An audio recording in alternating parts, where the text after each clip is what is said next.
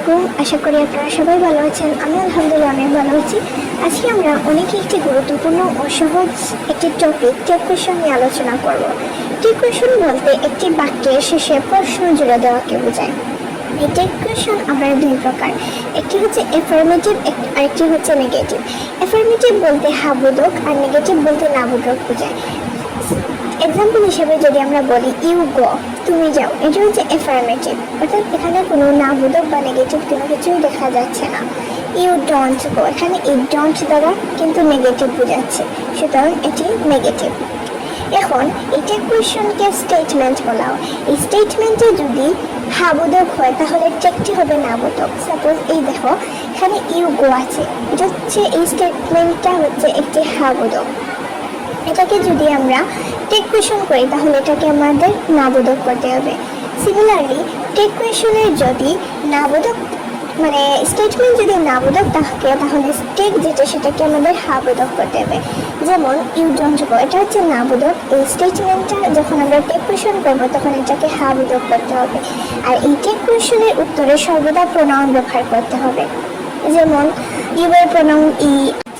এখন হচ্ছে শুধুমাত্র মূল ভার্ব যদি থাকে তাহলে ডু, ডাজ অথবা ডোন্ট, ডাজন্ট বসে। এমিজার যদি থাকে তাহলে ইজন্ট, আরন্ট, এন্ট এগুলো বসে। চলো একটি উদাহরণের মাধ্যমে বুঝে নেই। এখানে ইউ হেল্প মি এভরিডে, এখানে হেল্প হচ্ছে মূল ভার্ব। আর আমরা বলেছি যদি মূল ভার্ব থাকে তাহলে সেটি কে টেক কোয়েশন করতে ডোন্ট, ডাজন্ট এগুলো বসে। So you help me everyday, এখানে ইউ হচ্ছে প্রোনাউন। আগে আমরা এই প্রোনাউনটা বসিয়ে দেব। ইউ প্রোনাউনটা আমরা বসিয়ে দিলাম। এখন আমরা কি বসাবো? আমরা বসাবো এখানে ডোন্ট। তারপরে আমরা প্রশ্নবোধক চিহ্ন দিয়ে দেবো, কারণ আমরা প্রথমেই পড়েছি টেক কোয়েশন মানে হচ্ছে প্রশ্ন জুড়ে দেওয়া। এখন এভরিবডি রেসপেক্টস হিম, তো এখানে তোমরা বলতেই পারো যে এটা ডাজন্ট দে হবে, বাট কিন্তু না, এটা ভুল। কারণ আমরা জানি এভরিবডি, এভরিওয়ান এগুলোর শেষ প্রোনাউন কিন্তু দে হয়, আর দের সাথে কিন্তু ডাজন্ট দে হয় না, ডোন্ট দে হবে, ডোন্ট দে। আশা করি এটা বুঝতে পারছো যে দের সাথে কখনোই ডাজন্ট হবে না, দে যেখানে থাকবে সেখানে অবশ্যই ডোন্ট বসাতে হবে। এখন মেন ইজ মর্টাম, এখানে কিন্তু ইজ আছে, তাই আমরা এখানে হবে ইজন্ট, মেনের প্রোনাউন হচ্ছে হি, ইজন্ট হি। এখন দেখো হেডের পরে যদি নাউন থাকে তাহলে সেটি টেক কোয়েশন করলে ডিডন্ট বসবে, আর হেডের পরে যদি বিটি থাকে তাহলে হেডন্ট বসবে, আর নাউন থাকলে ডিডন্ট বসবে। চলো উদাহরণের মাধ্যমে বুঝিয়ে দিই কীভাবে। এখানে হচ্ছে আই হ্যাড মানি, হেডের পরে নাউন আছে।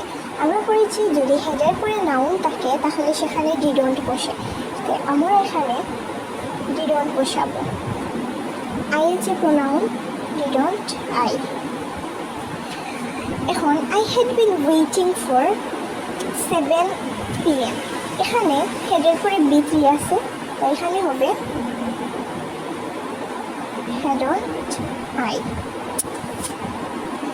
যদি কোনো সেন্টেন্সে লেটস বা লেটাস থাকে তাহলে সেখানে শ্যাল উই বসে। যেমন এখানে লেটস গো, এখানে আমরা বসাবো শ্যাল উই, প্রশ্নবোধক চিহ্ন অবশ্যই দিতে হবে।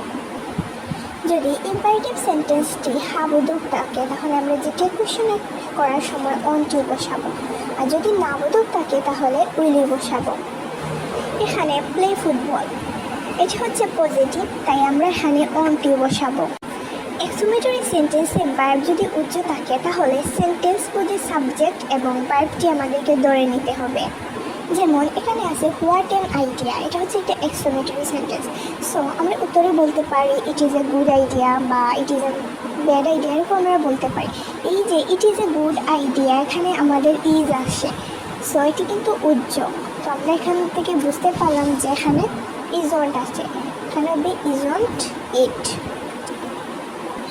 একটি সেন্টেন্সে নিড অথবা নিডস যদি থাকে এবং সেটি যদি মেইন ভার্ব হিসেবে ব্যবহৃত হয় তাহলে টেক কোয়েশনে ডোন্ট এবং ডাজন্ট বসে। যেমন হি নিডস পে, এখানে হি হচ্ছে থার্ড পারসন সিঙ্গুলার নাম্বার, এখানে হবে ডাজন্ট হি। দেয়ার দ্বারা যদি বাক্য শুরু হয় এর প্রনাউন হবে দেয়ার। উদাহরণস্বরূপ বলতে পারি যে দেয়ার আর 4 table in our room. So এখানে দেয়ার আর হচ্ছে আমরা অ্যারাউন্ড দেয়ার এখানে বসাবো। কোনো অ্যাডজেক্টিভের আগে যদি দা বসে এবং টেক কোয়েশনের প্রনাউন হবে দে। যেমন আমরা বলতে পারি আর অলওয়েজ হ্যাপি, এখানে দা রিচ, দা হচ্ছে একটি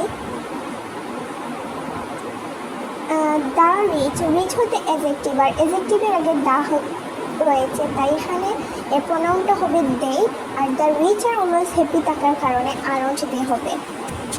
আবার কোনো সেন্টেন্সে যদি ওয়ান থাকে তাহলে তার প্রনাউন হবে হি। এই হচ্ছে কিছু নেগেটিভ ওয়ার্ড যেগুলো যদি আমরা টেক কোয়েশনে থাকে তাহলে আমরা বুঝবো যে এটি নেগেটিভ। এটা হচ্ছে few, scarcely, rarely, barely, never, ever, hardly, seldom, little, nothing, nobody, no one. এটি ছিল আজকের ক্লাস। আশা করি আপনাদের অনেক ভালো লেগেছে। এই ভিডিওটি যদি আপনারা ভালো মতো করেন এবং নোট করেন তাহলে আশা করি টেক কোয়েশনে আর কোনো সমস্যা থাকবে না। এই ক্লাসটি করে আপনি নোট করে যদি যে কোনো বোর্ড কোয়েশন সলভ করতে যান ইনশাআল্লাহ আপনি সবগুলোই পারবেন।